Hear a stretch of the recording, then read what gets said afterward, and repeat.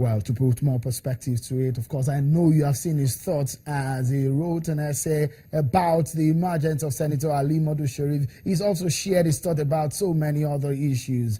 A former Minister of Aviation, Chief Femi Fani-Kayode, joins us live from our Abuja studio. Many thanks for coming on the program. You've heard by the way, let me say congratulations to you on the birth of your first son.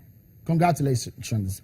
But let me ask you again now, the fact remains that Ambassador Wilberforce Jutta was one of the people that are asking Senator Alimodu Sharif to step down. Do you agree?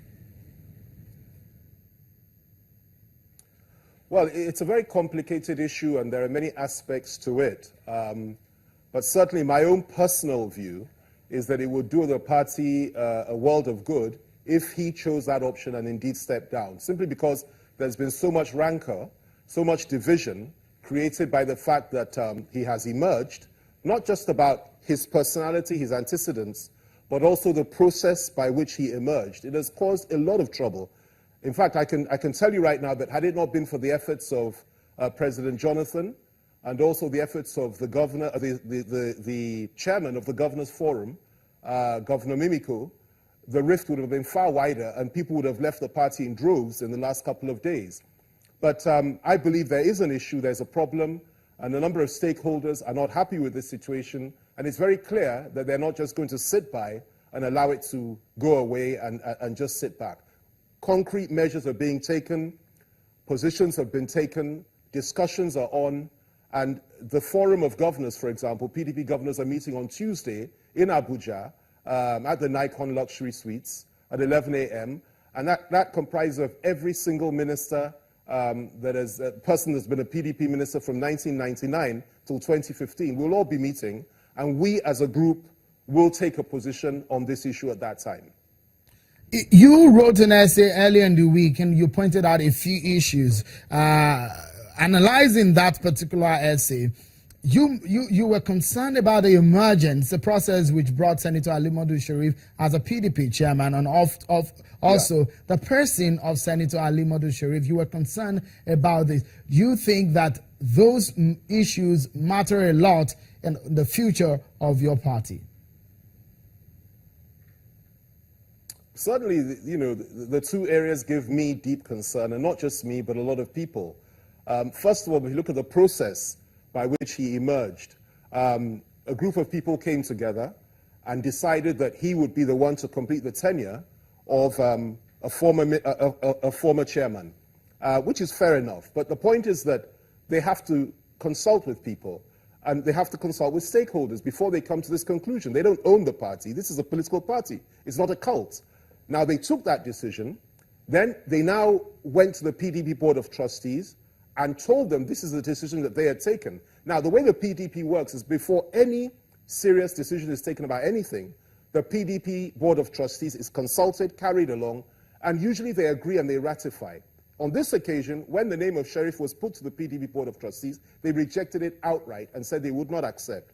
Yet, the Governors Forum insisted on this individual, took the matter to the National Working Committee, who for some reason, or reasons best known to themselves, acquiesced in the matter.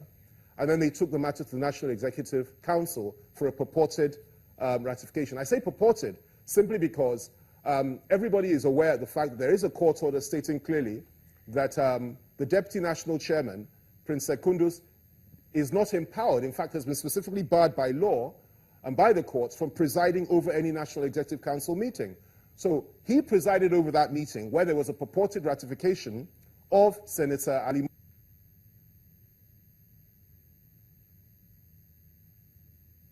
The most important thing is this.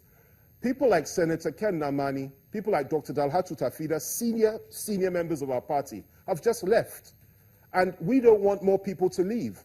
And what we are doing, at least those of us in the Ministers' Forum, is that we are appealing to people not just to leave, but to stand and fight and try to insist on reform, more consultation, and far more carrying along of the members, particularly the PDP Board of Trustees members, former presidents, former ministers, even the legislators, senators, and so on. Nobody's happy about this. And we're not prepared to just sit back and act as if we're living in a cult or working in a cult or members of a cult. We will make our voice heard, we will take our decision, and once we've taken that decision, we'll let the world know.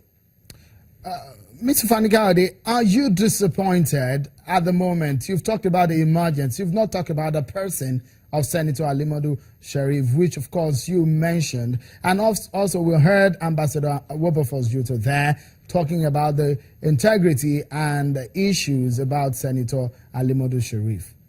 That's a former governor, isn't it? Well, I am disappointed, but before I come to that, let me also tell you this, that there is a question as to whether or not he's even qualified to run for office within the party. Party constitution is clear. You have to be a member for 2 years before you can occupy any office. He has not been in the party for 2 years. He joined at the end of 2014. And by the way, I was one of those that welcomed him into the party as a local party leader and a member of the party, because you have to have the good, the bad, and the ugly in any political party in order to move forward. So we welcome everybody. However, to make him national chairman is a completely different matter entirely. Now, you know, he came in less than 2 years ago, and somehow he has now emerged, or purportedly emerged, as the national chairman of the party, and we believe this is against the party rules, unless, of course, he got a waiver. And if he got a waiver, we need to know who gave it to him, when, why, and where. So that's the other issue we need to contend with. Now, in terms of his person, I've said it in my article, and I'd urge everybody to read it. It's titled, "Who Has Bewitched the PDP?" The article is simple and clear. I have focused on his record. I have focused on his antecedents. I've made it very, very clear, abundantly clear, that as far as I'm concerned, he is somebody that is intrinsically linked with Boko Haram.